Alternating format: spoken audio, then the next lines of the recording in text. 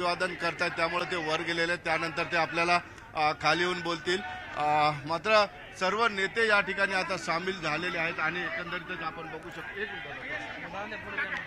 शकतो आपण संदीप क्षीरसागर जे आहेत या ठिकाणी मोर्चामध्ये सहभागी झाले.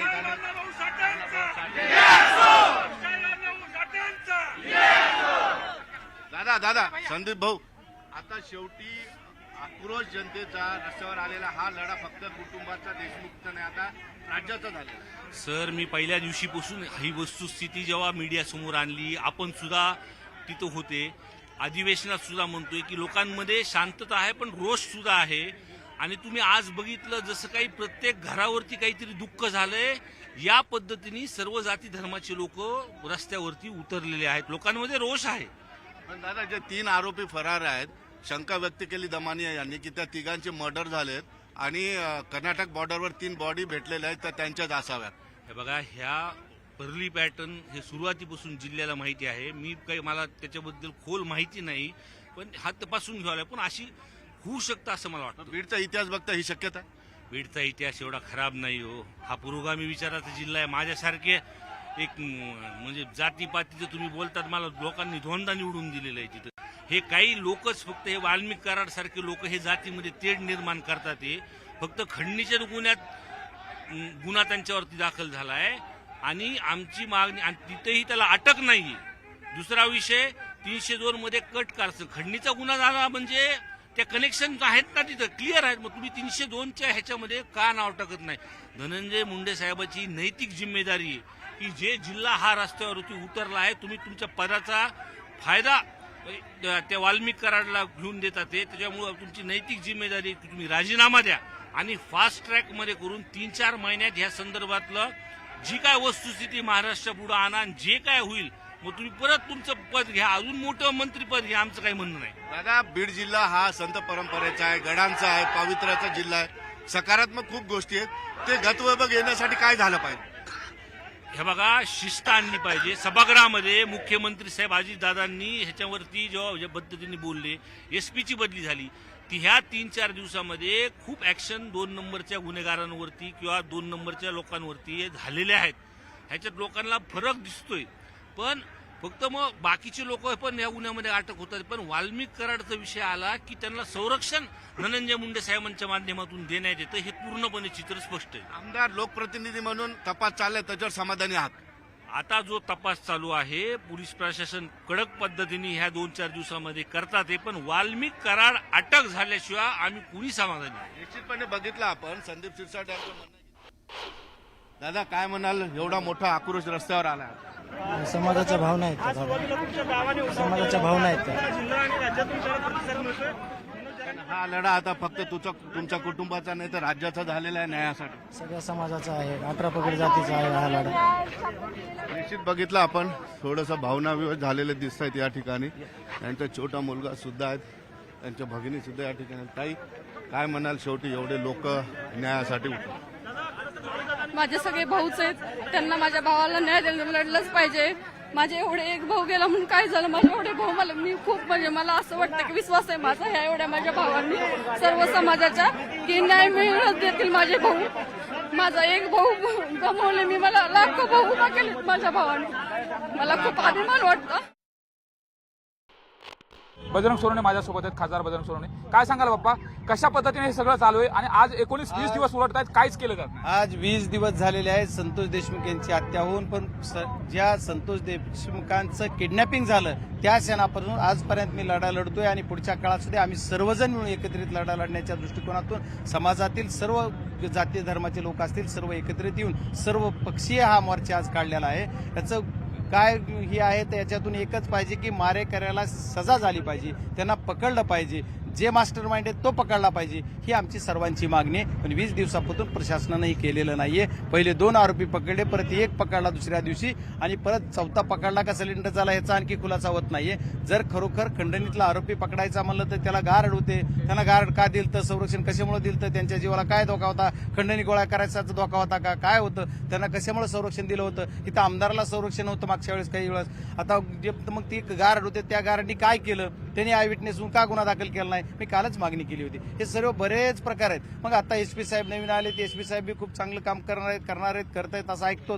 मग एसपी साहेबांनी सुद्धा एखाद्या त्या आरोपीच्या घराला कुठे भेट दिली का? मी कालही म्हणलं, आजही म्हणतोय, एसपी साहेब तुम्ही स्वतः तरी जा, एखाद्या आरोपीच्या घरी जाऊन विचारा की कुठे आहे तुमचा हा माणूस, कुठे आहे. अरे एखादा आरोपी एखाद्याच्या घरातच नसावा. मला असा संशय आहे की आरोपी घरातच आहे आणि घराला कुलूप आहे. खरी गुन्हा काय आहे तर मारणं हा गुन्हाच आहे, पण टॉर्चर करून मारले. काय गुन्हा होता त्याचा? अरे एवढा गरीब सरपंच, एवढा गरीब पोरगा, आणि त्याला कशामुळे मारलं? त्या खंडणीमुळे मारलं गेलं. लोकांचा आक्रोश आहे. आज तुमच्या पाठीमागे देखील लोक पाहतो आणि हजारो लोक रस्त्यावरती उतरलेले आहेत. नेमका हा आक्रोश काय? बीड जिल्ह्यातल्या लोकांचा आक्रोश याच्यासाठी आहे की बीड जिल्ह्याला पुनश्च एकदा कायदा व सुव्यवस्था प्रस्थापित झाली पाहिजे. जर हे लवकरात लवकर नाही घडलं तर पुढच्या येणाऱ्या नवीन वर्षामध्ये मी स्वतः उपोषणाला बसणार आहे असं डिक्लेअर केलंय. मग ती दिल्लीत बसायचं, मुंबईत बसायचं का जिल्ह्याला बसायचं, हा निर्णय पक्षश्रेष्ठीबरोबर चर्चा करून महात्मा गांधीच्या पुतळ्यासमोर मी उपोषणाला बसल. त्याची तारीख, वेळ, पुढची दिशा आम्ही ठरवू. आम्ही 100% मी एकटा आता बसणार आहे. माझ्यासोबत आणखी कोण बसेल त्याचा निर्णय वेळोवेळी पुढे करू. सचिन सोबत मी सुरेश जाधव, बीड.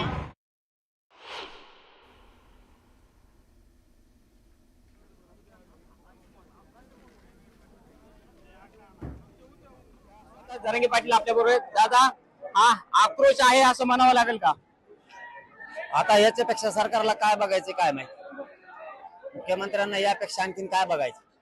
जर आता शांततेत आणखीनही मराठी आमचे खून होऊन जर असले तर न्याय द्यायचा नसेल तर मुख्यमंत्र्यांना काय बघायचंय काय माहिती. या राज्याचा कसा मुख्यमंत्री विध्वंस घडून आणायला लागलेत त्यांच्याच नेत्याच्या माध्यमातून, त्यांच्या जातीवादी असणाऱ्या त्या 5-6 नेते जवळ धरलेत, जे आरक्षणाविषयी जातीवाद करतात, जनतेत जातीवाद करतात, आणि अशांना पकडून त्यांना काय विध्वंस घडवून आणायचा या राज्यात माहिती नाही मुख्यमंत्र्यांना नेमकं काय घडवून आणायचं.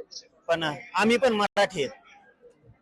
जर एकदा संयमाचा बांध तुटला न्याय आम्ही घेणार. सरकारला हा मोर्चा बघितल्यानंतर मुख्य आरोपी जे आहेत ते त्यांना अटक करतील असं तुम्हाला वाटतंय का? आता करतातच का? काल परवा म्हणले ते मी कुणाला सोडणार नाही, धरलंच नाही सोडता कुणाला.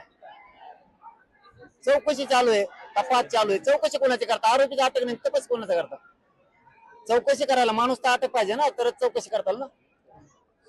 शेवटी समाजाने आशा ठेवलेली, पण हे खरं सांगतो, हे मराठी हे एकदा आता खून झाला, याच्यापेक्षा अंतिम तर काही नाही.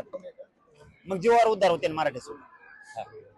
शेवटी मराठ्यांना सुद्धा ते जर आमच्यावर हल्ले करायला लागले, दहशत करायला लागले, जसं तसं उत्तर द्यावं लागणार. आणि इथून पुढे मराठ्यांनी धाडशी व्हावं.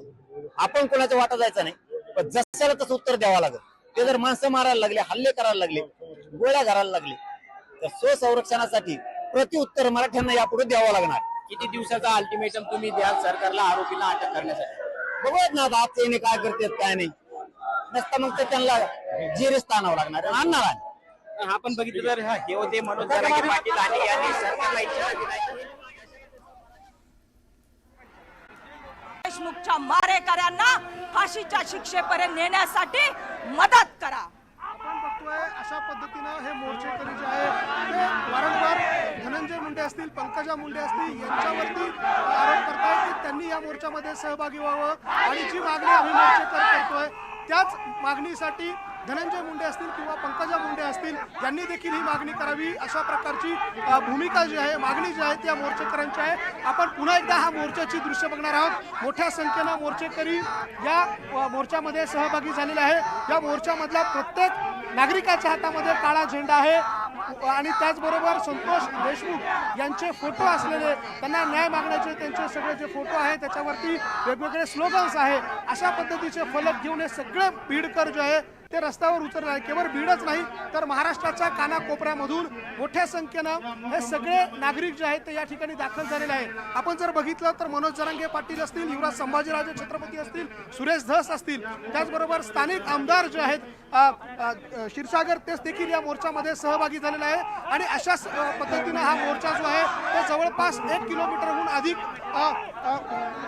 लांबच्या परिसरापर्यंत येऊन पोहोचलेला आहे. पुढच्या काही वेळामध्ये हा मोर्चा जो आहे तो जिल्हाधिकाऱ्यांच्या कार्यालयाच्या समोर जाईल, आणि त्या ठिकाणी एक जाहीर सभा जी आहे ती पार पडेल. अर्थात ही शोकसभा स्वरूप असेल, त्यामध्ये त्यांचे नेते जे आहेत ती मागणी करणार आहेत. त्याचबरोबर संतोष देशमुख यांचं कुटुंब देखील व्यासपीठावर असणार आहे. त्यांच्या कुटुंबातली त्यांची मुलगी जी आहे ती देखील त्या सभेच्या ठिकाणी, अर्थात ज्या ठिकाणी ही शोकसभा होणार आहे त्या ठिकाणी ते भाषण करणार आहेत. त्या ठिकाणी त्यांची मागणी असणार आहे की त्यांच्या वडिलांना ज्या पद्धतीनं मारलं गेलं, ज्या पद्धतीने त्यांच्या वडिलांना टॉर्चर करून मारण्यात आलं, त्या पद्धतीनं आरोपींना देखील शिक्षा व्हावी, अशा प्रकारची मागणी जी आहे ती या मोर्चामध्ये सहभागी झालेल्या संतोष देशमुख यांच्या मुलीची, त्यांच्या कुटुंबातील सगळ्या सदस्यांची असणार आहे. मोर्चाला जी गर्दी आपण दृश्यांमध्ये बघतोय ती मोठ्या प्रमाणात झालेली आहे. हळूहळू ही गर्दी जी आहे ती वाढत गेली. भारतरत्न डॉक्टर बाबासाहेब आंबेडकर यांच्या पुतळ्यापासून या मोर्चाला ज्या वेळेला सुरुवात झाली, त्यानंतर हा मोर्चा जो आहे तो सुभाष रोड मार्गे लोकशाहीर अण्णाभाऊ साठे चौक आणि त्यानंतर आता छत्रपती शिवाजी महाराजांच्या चौकापर्यंत हा मोर्चा जो आहे तो येऊन पोहोचलेला आहे. आणि आता छत्रपती शिवाजी महाराजांना अभिवादन करून हा मोर्चा जो आहे तो जिल्हाधिकारी कार्यालयाच्या दिशेनं पुढे सरकताना आपल्याला पाहायला मिळतोय. आणि हा मोर्चा जो आहे, अर्थात छत्रपती शिवाजी महाराज यांचा पुतळा आणि जिल्हाधिकारी कार्यालय हे अंतर केवळ 100 ते 200 मीटरचा आणि याच आता 200 मीटरच्या अंतरावर गेल्यानंतर या मोर्चाची सांगता होईल आणि त्या ठिकाणी एक जाहीर शोकसभा स्वरूप असणार आहे. जाहीर पद्धतीनं शोक जो आहे तो व्यक्त केला जाणार आहे. भावना जी आहे, आम्ही सगळे सहभागी झालो. ते कमराला चमका निघतात मला त्रास होतो, पण मी हटत नाही, हटणार नाही. आणि महाराष्ट्रातली लेख आहे, महाराष्ट्रातली लेख आहे, तिला न्याय मराठी देणार. पाटील, दुसरं पण एक अशी चर्चा सुरू झाली, तुमचं उपोषण 25 पासून सुरू होतं, उपोषणाकडे मराठा समाजाचं जास्त लक्ष जाऊ नये म्हणून हे प्रकरण ताणायचं सुद्धा. मराठ्याचं सगळीकडे लक्ष, सरकारकडे लक्ष, उपोषणाकडे लक्ष. आमच्यासाठी हा आता संतोष भाईचा झालेला विषय अस्मितेचा, आमच्या काळजाला बाण लागलेला आहे. आमच्यासाठी हा सुद्धा महत्वाचाच मुद्दा आहे, हा सुद्धा महत्वाचाच मुद्दा आहे. आरक्षण पण आहे, पण हा पण आहे. आम्ही सगळे विषय आमच्याकडे लावणार, सगळे विषय. पण बघितलं आपण या ठिकाणी मनोज जरंग पाटलांनी स्पष्ट सांगितलेलं आहे की आता मराठा समाजावर जर वार झाला तर प्रतिवार आम्ही करणार. याकडे सरकारने गांभीर्याने घेतलंच पाहिजे. सुधीर जाधव सह सिद्धार्थ गोदाम, न्यूज 18 लोकमत. मनोज जरांगे पाटील यांची प्रतिक्रिया आपण ऐकली. संतोष देशमुख यांच्या कुटुंबियांची देखील आणि जे कोणी राजकीय नेते मंडळी या मोर्चामध्ये सहभागी झालेत, या सगळ्यांची एकच मागणी आहे, ती म्हणजे आरोपींना फाशीची शिक्षा द्यावी आणि संतोष देशमुख यांना न्याय मिळावा. आता सध्या हा मोर्चा बीडमधल्या छत्रपती शिवाजी महाराजांचा पुतळा या ठिकाणी पोहोचलेला आहे आणि तिथून